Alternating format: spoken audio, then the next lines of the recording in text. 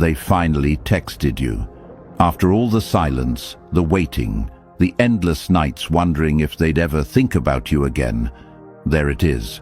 Their name lights up your screen, and for a split second, it feels like the universe is giving you closure, validation, maybe even a second chance. Your pulse quickens, your mind races. 100 thoughts flood in. What should I say? Should I sound calm or emotional? Do I ignore it, or do I pour my heart out? But before you type a single word, you need to understand something crucial. This message, this moment, is not just a conversation. It's a psychological test. How you respond will either reinforce your growth and emotional strength, or unravel the very progress you fought so hard to build. This isn't just about texting back, it's about protecting the identity you've rebuilt in their absence. After a period of no contact, your silence wasn't just avoidance, it was a statement.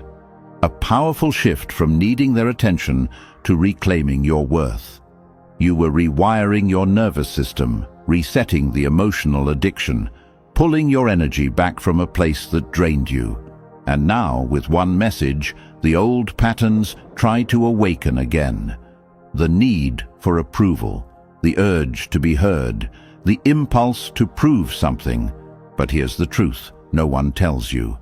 They didn't text you because they suddenly realized your value. Not yet. More often than not, people reach out when their control starts slipping, when your silence starts making noise, when they feel your detachment, your absence, your evolution. And this moment, this single moment, is where most people lose their leverage. They get too eager, too emotional, too responsive. They forget that power is not in what you say. It's in what you withhold. It's in restraint. This message you just got, it's a window into their psychology.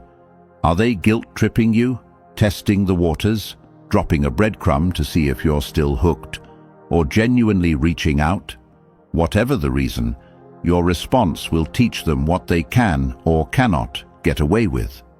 And make no mistake, your reply is not just about words. It's about tone, timing, and energy. If you respond from a place of desperation, they'll feel it. If you reply from a place of calm strength, they'll sense that too. Every message you send after no contact is a silent message about your worth.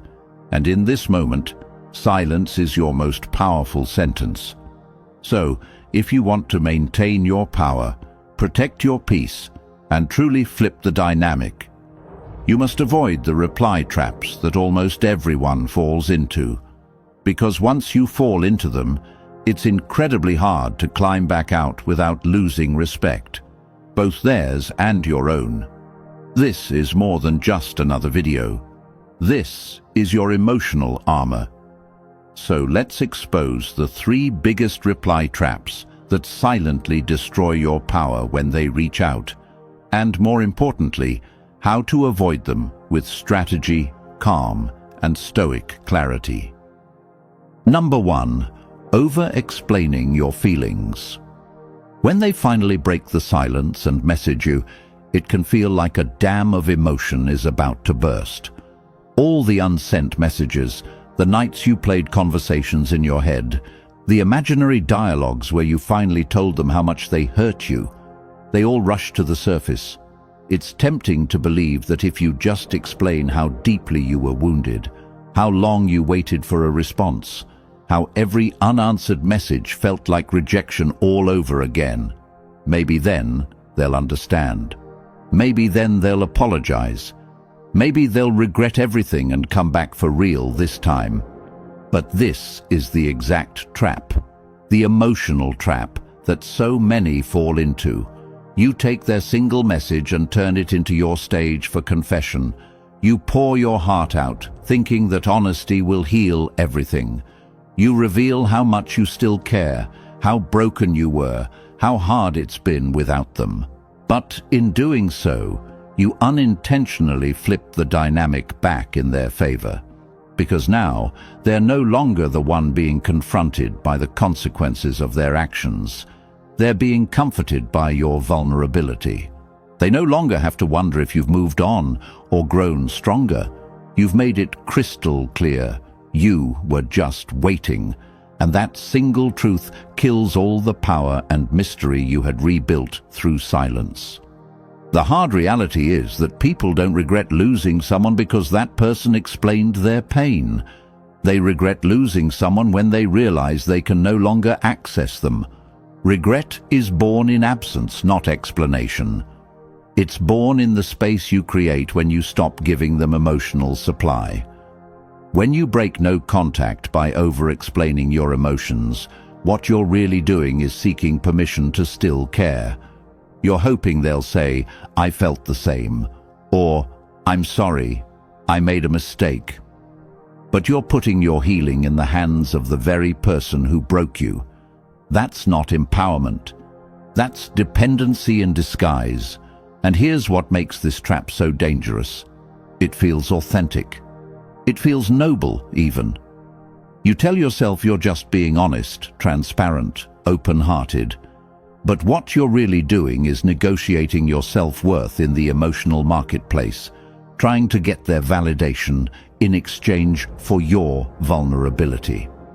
And that's a losing trade every time, because in their mind, your emotional exposure doesn't necessarily evoke empathy. Sometimes it evokes control. Now they know exactly how you feel. Now they know they still matter. Now they know you're still emotionally attached. And whether they intended it or not, they're back in the position of power.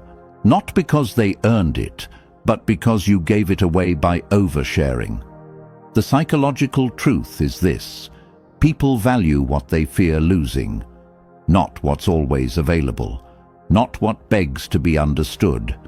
When you respond with a tidal wave of emotion, you remove all uncertainty. You satisfy their curiosity. And when curiosity dies, so does urgency. They no longer feel pressure to change, because they see that even after all this time, they still have access to you emotionally. That kills their motivation to reflect. That kills the discomfort of your absence. That kills the lessons your silence was teaching them. And if they reached out of guilt, boredom, or curiosity, your emotional outpouring makes it far too easy for them to walk away again, but this time, knowing you're still emotionally tied to them. That makes it even harder for you to recover the second time. And don't be fooled. Just because someone reached out doesn't mean they're ready to truly reconnect. Often, a message is just a probe, a breadcrumb to test the waters. When you over-explain, you confirm to them that the door is still wide open, that they don't have to earn their way back. You reward minimal effort with maximum emotional access. That's a dangerous precedent. It teaches them that you're always waiting, no matter how long they were gone, no matter how silent they were, no matter what they did. So what should you do instead? First, breathe. Sit with the emotions. Let the adrenaline pass. Don't act from your first emotional impulse. If you choose to reply, and that's a choice, not a requirement, do it from a calm, cantered place. Keep it brief, keep it neutral. Don't volunteer emotional context they didn't ask for. You don't need to perform your pain to prove your worth. You don't need to open your soul to be seen. What you need is to protect the progress you've made. What you need is to remember that some of the strongest statements are the ones never spoken. Let your absence speak for you. Let your boundaries do the talking. And above all, don't give them the blueprint to your emotional vulnerability. That blueprint gives them power. Power to manipulate, to breadcrumb, to ghost again with even more confidence. Your story is sacred. Your healing is not a performance for their sympathy.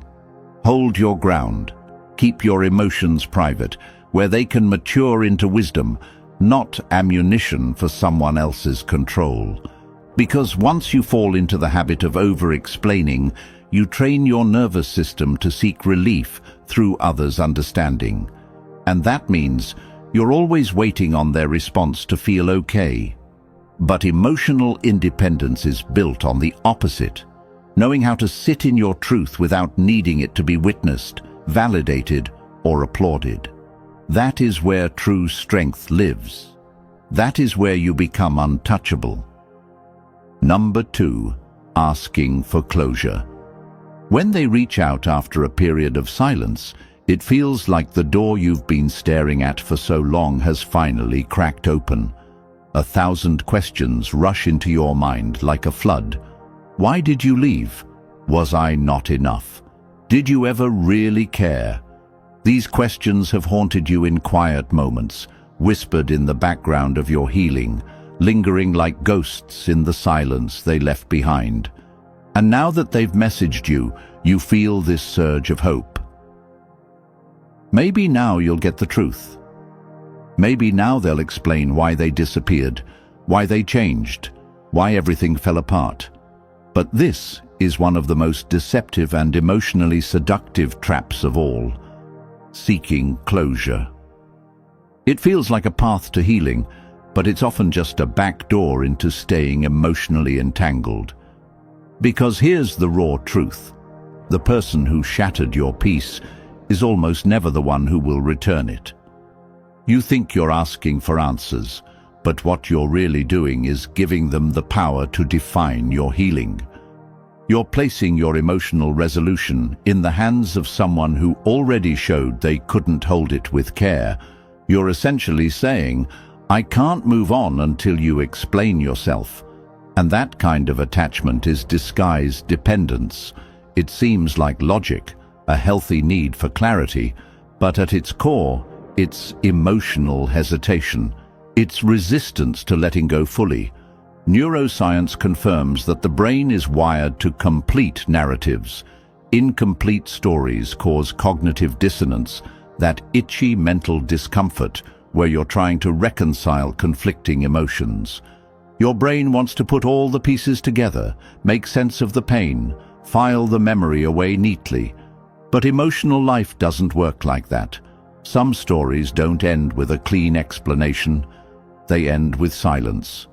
And sometimes the silence is the answer.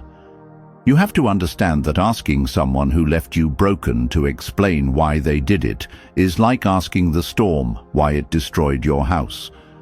The answer doesn't rebuild what was lost. And often the answers, if you even get them, are incomplete, dishonest, or just as confusing as the silence. In fact, people who are emotionally avoidant, narcissistic, or manipulative often use your craving for closure to manipulate you further. They sense your need to understand, and they exploit it, offering half-truths, ambiguous justifications, even fake apologies that reignite hope just long enough to pull you back in, only to leave you shattered again. That cycle of being reeled in and dropped over and over can be more damaging than the initial breakup. Closure becomes the hook they use to keep you on the emotional line. They'll say just enough to confuse you, just enough to make you question your progress, just enough to reopen the wound and keep control. And in those moments, you have to remember this fundamental truth: you don't need their explanation to move forward. Closure is not something they give. It's something you create. It's an internal process of accepting that you may never get the answers you want, but you can still choose to find peace. Closure isn't about understanding why they did what they did. It's about understanding that they did it, and that's enough to walk away. You get to decide that the ending is final, even if it came without a satisfying conclusion. When you stop waiting for them to give you permission to let go, you take back the authority over your own emotional life. You don't need them to admit they were wrong. You don't need them to say they still love you. You don't need them to acknowledge the damage they caused. What you need is to reclaim the story as your own, Stop letting the last chapter be written by someone else's silence. Write it yourself. They left. I didn't deserve that. But I lived, I grew, and now I rise. That's closure. That's power. That's emotional independence. Because the longer you chase closure through them, the longer you stay tethered to someone who already showed you how little they respected your heart. You end up reopening wounds that were just starting to scab over, confusing temporary attention for real change, mistaking a message for a miracle. But healing isn't about rehashing the past. It's about choosing yourself again and again, even when your brain wants to run back to what's familiar. And choosing yourself sometimes means sitting with the ache of unanswered questions, the sting of not knowing, and still deciding that your peace matters more than their explanation. If they cared enough to give you closure, they wouldn't have left you needing it. And that in itself is all the clarity you'll ever need. Emotional maturity means learning to live without certain answers, to build strength in the space where confusion once lived. It means saying, even if you never say sorry, I forgive myself. Even if you never explain, I choose to move forward. That kind of healing doesn't require their involvement. It requires your decision. So when that message comes in and the temptation creeps in to ask, why? Stop. Don't give them the power to define the ending. Define it yourself. Your story doesn't need their permission to close. It needs your courage to end it. Number 3. Replying immediately. When their name lights up your screen after days, weeks, or maybe even months of silence, the emotional reaction is almost automatic. A rush of adrenaline, a dopamine spike, a surge of hope. Your mind races, your heart pounds, and your fingers, almost without permission, move toward the keyboard. You feel the compulsion to answer immediately, as if time itself is a factor in keeping them interested. You may type, delete, retype, wondering how to sound casual but warm, distant but open. But the real mistake isn't in what you say. It's in how fast you say it. Because instant replies kill curiosity, they eliminate the unknown. They tell the person on the other side of that message that no matter how long they took to respond, no matter how they exited your life, you were still right there, emotionally ready, instantly accessible.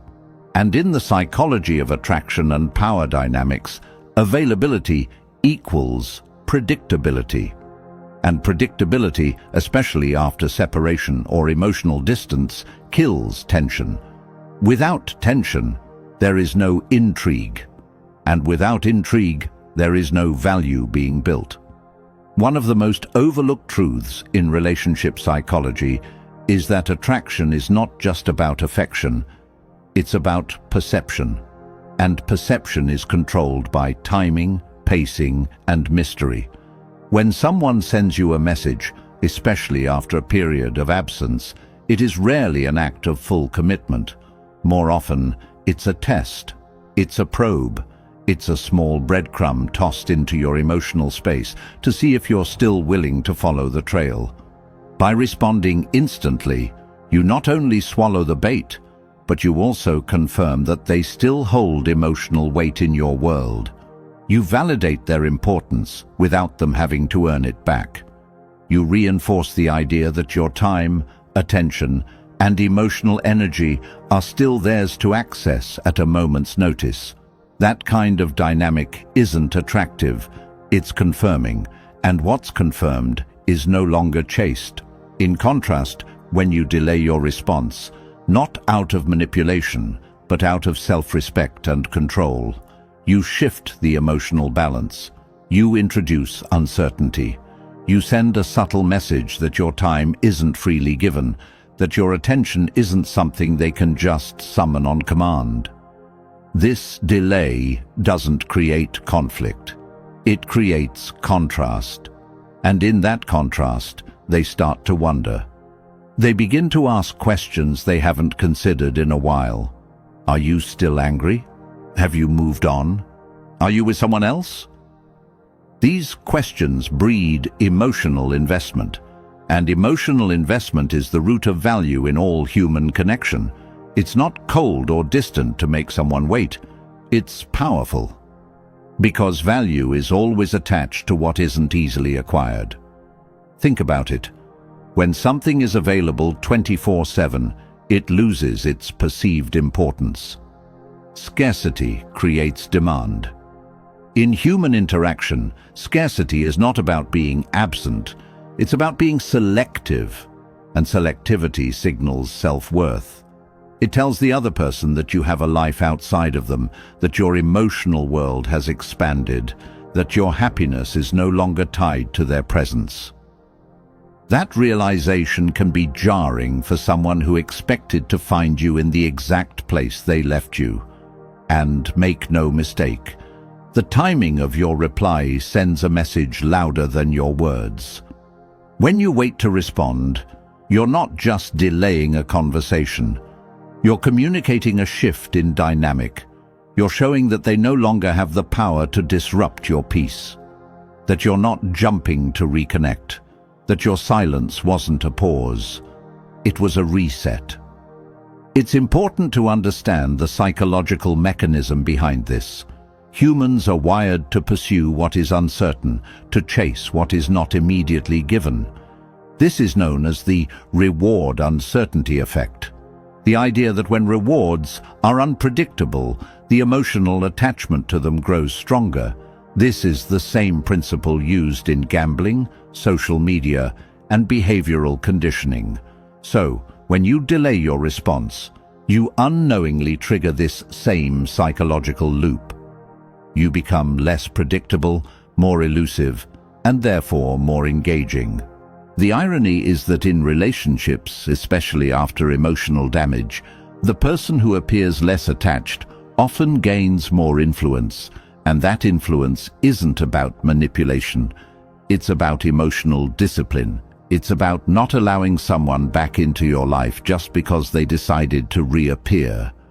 It's about making them sit with their own curiosity, making them wonder if the door they once walked out of is still unlocked.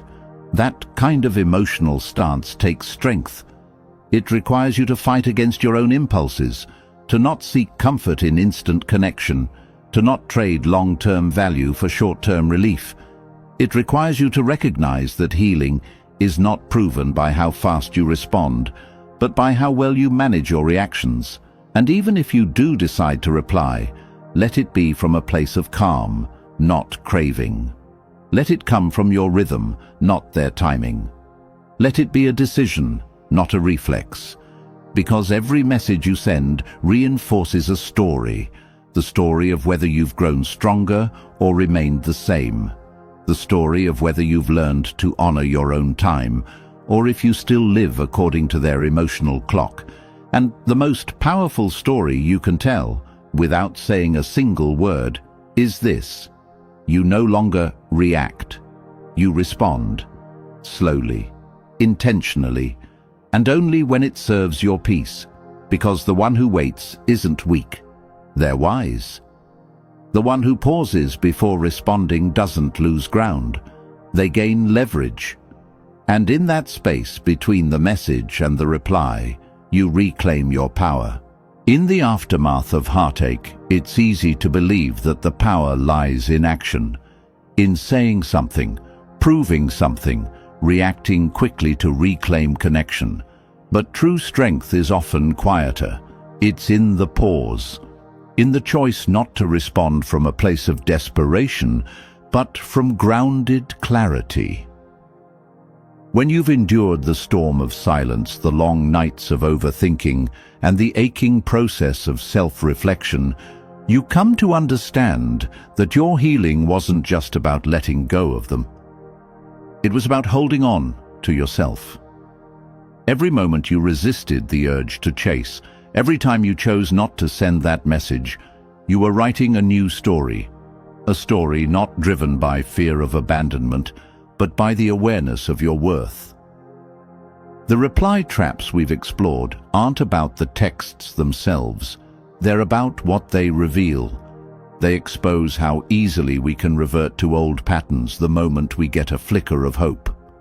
But hope without self-respect becomes a trap. Stoic wisdom reminds us that our power doesn't lie in outcomes, but in our ability to govern our impulses. And when it comes to dealing with someone who once disrupted your peace, the most commanding move isn't a clever reply. It's restraint, because in restraint, you force them to sit with their own decisions. You make them face the weight of losing someone who doesn't beg, doesn't explain, doesn't react. Your pause is not silence. It's pressure. It's space that makes them question everything they thought they knew about you. And in that space, something powerful shifts. You no longer revolve around their orbit. You become your own center of gravity. So, when that message comes through and your fingers itch to reply, remember this. You've already fought to reclaim your self-worth. Don't trade it away for a conversation that may only reopen old wounds. Not all messages deserve a reply. Some only deserve your silence. Because silence, when chosen, is not empty. It's full of power, dignity, and unshakable control. Let that be your legacy, not as someone who begged to be understood, but as someone who became untouchable through composure. If this video helped you pause before replying, if it reminded you of your worth, then do one thing right now. Tap that like button to keep this message alive. Drop a comment. Which of these traps hit you the hardest? And most importantly, subscribe to the channel for more Stoic, psychology-driven content to help you regain control, find peace, and never beg for love again. Your story isn't over. You're just getting started. Stay silent. Stay strong. Until next time.